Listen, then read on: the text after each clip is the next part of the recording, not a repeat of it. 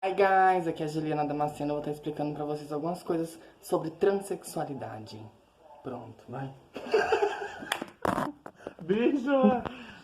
Ai galerinha, não dá, bicho. Ai, aqui é a Juliana Damasceno, mais uma vez no canal, Ai, aqui é a Juliana Damasceno, olha lá, não consigo. Ai, aqui é a Juliana Damasceno, como prometido, que eu fiz no Instagram, uma enquete, né, no Instagram, então, tanto no Insta como no Facebook, referente a perguntas em nossas condições de mulheres transexuais. Então, meu primo vai estar lendo as perguntas e eu vou estar respondendo pra vocês. Vamos lá. Primeira pergunta que me fizeram. Existem crianças trans? Se existem crianças trans? Claro que existe, né, gente? É uma coisa simples de você ver desde a adolescência. Eu mesmo na adolescência, com 7 anos, eu já sabia que eu era diferente. Porém, eu não conhecia o universo trans. Então, não tinha como me diagnosticar como mulher trans. Mas eu sempre percebi que eu era uma criança afeminada. Então, a primeira fase da criança afeminada qual é? A homossexualidade. Então foi por onde eu passei. Mas hoje, como fora daqui do Brasil, até mesmo no Brasil tem crianças, pais que já entendem a transexualidade do filho e já começam a tratar ela desde cedo. Então, existe sim. Isso é uma grande coisa que o pessoal fala que não, mas existe sim. Crianças trans existem, elas estão aí de prova pra gente.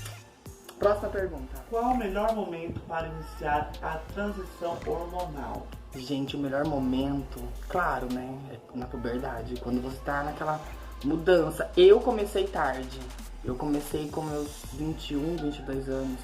Então, a pessoa que, a transexual, o homem trans, a mulher trans que começa mais cedo antes da puberdade, começa a estar bloqueando a testosterona no meu caso e colocando a progesterona, então, claro, ela vai ter mais traços femininos, ela vai ter uma beleza mais feminina do que uma pessoa que não tem. Mas não tem um prazo certo, é só você ir lá e fazer.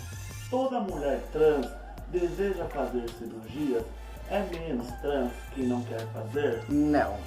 Gente, existem casos e casos.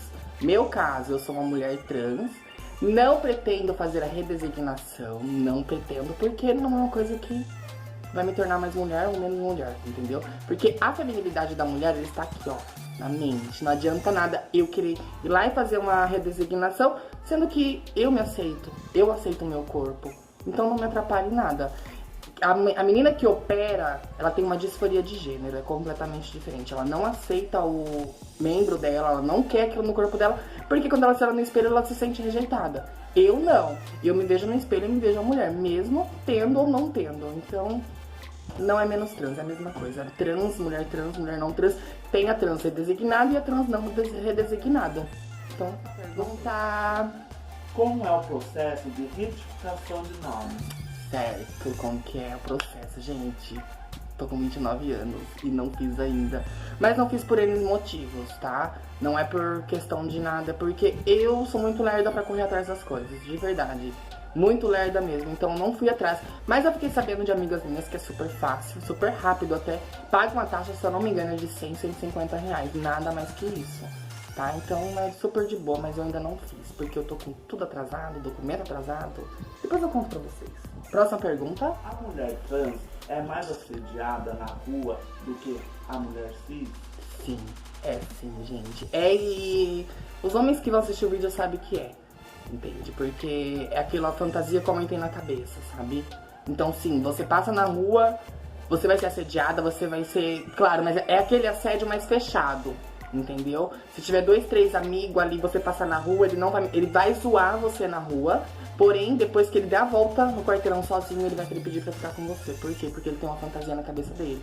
Então, o assédio, sim, existe. Entre a trans é muito mais do que uma mulher cis. Lembrando que mulher cis é mulher nascida biologicamente com vagina. Então, a mulher cis é essa mulher, tá, gente? Próxima pergunta. Quando foi o momento que decidiu a se tornar uma mulher trans? Foi um grande momento na minha vida. Foi assim, eu morava na cidade de Nova Odessa e eu tinha um relacionamento com a pessoa no qual a pessoa só me via à noite, em balada. Então tava eu na balada, ele tava me vendo de menina, de vestidinho. Eu tava com o peito de hormônio ainda na época, né? E em casa, eu vivia 2 vidas na verdade. Em casa eu era o menininho, né? Eu usava calça apertada, cabelo curto, mas porém com aplique. Era fase de emo. Então, é nessa época, tá? Então, eu ia, pegava minha mochilinha, colocava minha roupa e ia pra balada. Chegava dentro do ônibus, já tirava a calça, colocava o vestido, que era a roupa feminina. Maquiada eu sempre saí. Então, lápis no olho, essas coisas eu sempre tive. E certo, e teve um dia que foi uma pressão, porque ele queria pedir minha mão em namoro pro meu pai. E eu não tinha o que fazer, como que eu ia falar pra ele não ir na minha casa? Acabou que, num pleno domingo, ele foi na minha casa. E meus pais não eram acostumados a me ver de menina, porque nunca viram. Então, peguei, tirei a faixa que eu colocava no peito pra esconder. E saí toda garota e falei, pai, me perdoa, né? Eu lembro como hoje, foi no domingo, foi um dia muito louco pra mim, não esqueço. E ele falou pra mim assim que você se sente bem? É assim? Eu falei, sim, é assim. E pronto, foi onde ele aceitou. Próxima pergunta. Qual foi a reação dos familiares e amigos? Bom, dos amigos eu acho assim que eu não tive. Tive sim de certos amigos distância. Tive uma certa distância e eu senti isso. Eles falam que não, mas eu senti, a gente sente. Família foi muito bem tranquilo, graças a Deus eu tive uma família que me acolheu, né? Minha mãe é aquela mulher, sabe, que foi o primeiro filho dela e ela não queria perder aquilo, mas me leva numa boa, entende? Família, irmãs, as minhas duas irmãs super me apoiaram, super. Então, referente a isso foi super tranquilo. Pra mim eu não tive nenhum problema. Mas eu sei que tem muitas meninas que sofrem, né? É expulsa de casa. Eu fui expulsa de casa ao me assumir homossexual. Eu me lembro, aí meu pai me expulsou de casa, né? Me colocou pra ficar com a minha avó. Mas aí, referente à transexualidade, não. Próxima pergunta. Como é para arrumar emprego? Gente, é uma questão muito difícil. Atualmente eu moro na cidade de Bragança Paulista, certo? Mas antes de morar aqui, eu morava em Americana, Nova Odessa, por ali. E tipo, gente, na cidade que eu morava, muito de boa. Era constrangedor, mas quando eu chegava na agência eu já falava, moça, meu nome tá aí, mas é eu. Aí tem algumas agências que falavam assim, como você quer ser tratada? Aí eu já falava, Juliana, certo? Então sempre teve esse problema. Agora, em Bragança, gente, é uma coisa foda. As manas que estão aqui, que tem emprego, são guerreiras. Porque, olha, desde os meus 17 anos de trabalho e até agora não consegui um emprego. Mas, isso é o de mim. Próxima pergunta. Como é lidar com o preconceito? Como é lidar com preconceito? Olha, depende muito, porque às vezes dói, às vezes não dói. Às vezes a gente vê que é por falta de conhecimento. Só que tem pessoas que sabem como que é, mas ao mesmo tempo elas querem te agredir. Gente, é muito ruim isso. Se você não sabe como tratar uma mulher trans, não fale, pergunte, não custa perguntar. Mas certas coisinhas pequenas assim acabam machucando a mulher trans. Porque a gente passa por um tempo tão difícil. É hormonização, sabe, aquela coisa na cabeça, muita coisa na nossa cabeça. A gente tem, se você for ver bem, a gente pensa tanto como um homem, né, vamos dizer assim, como uma mulher. A gente tem todas as TPM que uma mulher tem, devido ao hormônio que a gente toma. Então, pra lidar com a mulher trans é muito complicado. Então, pra lidar com o preconceito, eu acho que começa daí. Se não sabe, não fale, não pergunte. Claro que você tem intimidade com pessoas que você vai se abrir mais. Mas tem pessoas de fora que você não vê, o que você é? Como que eu vou tratar você? Como? Olha como que eu sou. Não tem como falar assim, viu, fulano, vem aqui. Não, me trate sempre no feminino, sempre pelo nome que eu escolhi, o nome social que eu escolhi. Quem é esse, Juliana Alves Damasceno? Esse é o meu nome. Ah, mas como que era o seu nome antigo? Gente, isso não existe. Não existe um nome antigo, existe uma história lá atrás, da qual a gente que é mulher trans, algumas coisas a gente pega, outras a gente deixa pra lá. Entende? Nome de batismo não se pergunta a uma mulher trans ou ao homem trans. Isso não há necessidade, o que vale a pessoa no momento aqui. Então pergunte sobre Juliana, jamais sobre aquela outra pessoa. Ok? Próxima pergunta. O homem que tem um relacionamento com uma mulher trans é homossexual? Bom, essa é uma pergunta que acho que todo mundo tem essa pergunta, né? O cara que fica com você, ele é gay? Não é gay. Gente, vamos falar uma coisa que não tem nada a ver com a outra. O homem que fica com o homem, ele é gay. Mas o homem que vamos lá. Por exemplo, eu tenho meu primo que ele é gay.